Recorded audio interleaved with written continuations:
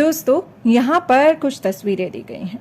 इन चीज़ों को आपने अक्सर अपने आसपास देखा होगा। यहाँ एक कील मौजूद है, एक पेंसिल है, एक इरेजर यानी रबड़ है और एक टॉफ़ी है। आपने अपने आसपास इन चीज़ों को देखा ही होगा। पर साथ ही हमें एक नीचे चीज़ दी हुई है। क्या आपने अपने ज्योमेट्री बॉक्स में इसे कभी देखा है? यह है एक स्केल। तो आज हम क्या करने वाले हैं? आज हम मिलकर इन चीज़ों को नापने वाले हैं स्केल से। तो चलो चीज़ों को स्केल से नापें। Let's measure the length using a scale. तो अब हम इन चीज़ों को एक एक करके स्केल से नापेंगे। लेकिन उससे पहले हमें एक सवाल पूछा गया है स्केल के बारे में। स्केल 1 से शुरू क्यों नहीं होता? Why doesn't the scale start with 1? अगर हम देखें ये स्केल किस नंबर से शुरू हो रहा है? ये शुरू हो रहा है 0 से यानी कि 0 से। ऐसा क्यों होता होगा? दोस्तों चलिए एक चीज़ को नाप के देखते हैं स्केल से। अगर हम यह जो बक्सा है इसे नापें स्केल से तो हमने सबसे पहले उसे 0 पर यानी शुरुआत में रख दिया है।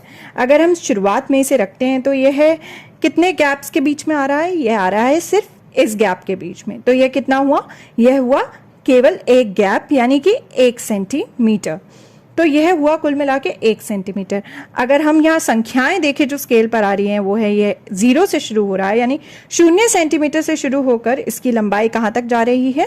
यह है 1 सेंटीमीटर तक। तो और हमारा उत्तर भी क्या है? 1 सेंटीमीटर। इसी कारण से हमारा उत्तर आया 1 सेंटीमीटर। लेकिन अगर यह स्केल 1 सेंटीमीटर से शुरू होता 0 से नहीं तो हम बक्से को नापते कहाँ से? यहाँ से। तो इस जगह पर यह बक्सा रखा जाता, 1 पर शुरुआत होती और ख़त्म कहाँ हो रहा है? चलिए देखते हैं। अगर हम देखें तो यह लंबाई कितनी होगी? यह कितने गैप में आ रहा है? ये बक्सा अभी 1 से शुरू हो रहा है तो यहाँ पर यह वाला गैप है, यह कितना है? केवल 1 गैप। तो अभी भी इसकी लंबाई कितनी है? 1 सेंटीमीटर। लेकिन अगर अब हम संख्याएं देखें तो कौन सी संख्या से शुरू हो रहा है? ये 1 और ख़त्म किस पे हो रहा है? 2। तो हमारा उत्तर इस हिसाब से तो 2 सेंटीमीटर होना चाहिए था, लेकिन हमारा असली उत्तर तो 1 सेंटीमीटर है। ऐसा क्यों? ऐसा इसलिए क्योंकि कोई भी लंबाई अगर शुरू होगी तो वो 0 से ही तो होगी, यानी कि किसी लंबाई से शुरू ना होकर किसी लंबाई तक जाएगी, ना कि 1 सेंटीमीटर से। इसी कारण से जो स्केल होता है वो कहाँ से शुरू होता है? 0 से, ना कि 1 से, ताकि नापना आसान हो जाए, ताकि जब हम 0 पे किसी चीज़ को रखें तो उसकी लंबाई जहाँ तक जाए वही हमारा उत्तर हो। तो दोस्तों चलिए अब हम 0 पर रखकर सारी चीज़ों को नापते हैं। तो यह आ गई हमारी सारी चीज़ें। अब एक एक कर कर हम इन्हें नापेंगे। तो सबसे पहले मैं नापने वाली हूँ इस पेंसिल को। तो सबसे पहले मैं इस पेंसिल को ले आऊँगी स्केल के बिल्कुल पास 0 पर।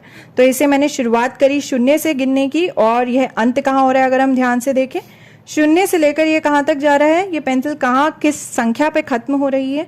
वो खत्म हो रही है 7 पे। तो ये पेंसिल की लंबाई हुई 7 सेंटीमीटर। अब मैं नापूंगी इस कील को यानी कि इस नेल को, जिसे हम अंग्रेजी में कहते हैं नेल। क्या आप जानते हैं किस और चीज़ को हम नेल कहते हैं? नाखूनों को। तो यह नेल लेकिन नाखून नहीं है, यह है कील। तो हम इस कील को रखेंगे स्केल के बिल्कुल पास 0 सेंटीमीटर से शुरू करते हुए, और 0 से कहाँ तक जा रही है इसकी लंबाई? यह तो है कुल मिलाकर 4 सेंटीमीटर, 4 सेंटीमीटर्स।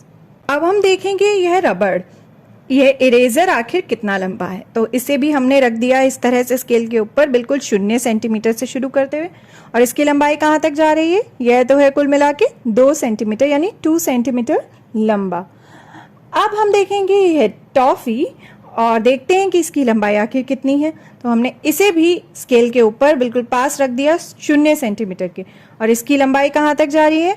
इसकी लंबाई जा रही है 3 सेंटीमीटर तक यानी 3 सेंटीमीटर तक। तो हमारा उत्तर हुआ 3 सेंटीमीटर। ये टॉफ़ी है 3 सेंटीमीटर लंबी। तो दोस्तों हमने इन सारी चीज़ों की लंबाई को नापा इस स्केल की मदद से। आप एक साथ देख सकते हैं किस तरह से ये रखी हुई है 0 सेंटीमीटर पे ये सारी चीज़ें, और ये कहाँ तक जा रही हैं लंबाई में। तो हमने इन सब चीज़ों की लंबाई को नापा इस स्केल के ज़रिए। तो हमने क्या जाना?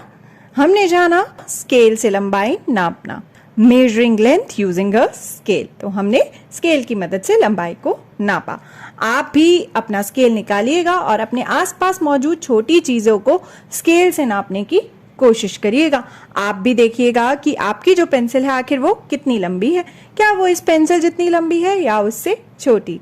कितने सेंटीमीटर की है लगभग आपकी पेंसिल?